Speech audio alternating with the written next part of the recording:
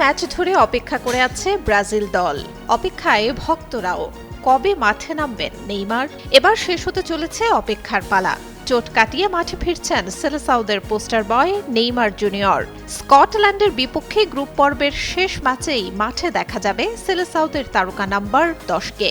হাইতির বিপক্ষে ৩-০ গোলের দাপুটে জয়ের পরই নেইমারের সর্বশেষ শারীরিক অবস্থা নিয়ে কথা বলেন ব্রাজিল কোচ কার্লো আনচেলত্তি। তিনি জানান, নেইমারের ফেরার প্রক্রিয়া এগোচ্ছে বেশ দ্রুত গতিতেই।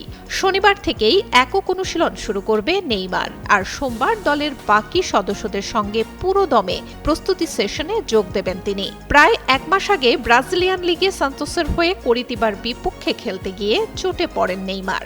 সেই অনাকাঙ্ক্ষিত চোটের কারণে চলতি টুর্নামেন্টের গ্রুপ পর্বের প্রথম দুটি ম্যাচ সাইড লাইনে বসেই কাটাতে হয়েছে তাকে। তবে মাঠে ফিরতে মরিয়া এই ফরওয়ার্ড পুনর্বাসনে কোনো কমতি রাখছেন না।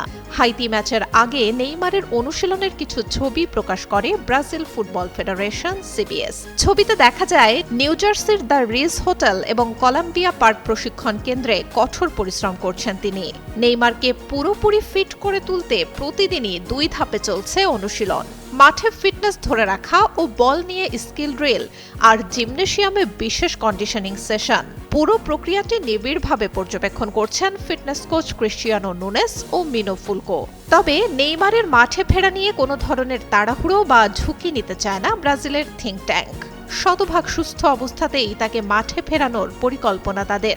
4 পয়েন্ট নিয়ে বর্তমানে সি গ্রুপের শীর্ষে অবস্থান করছে ব্রাজিল।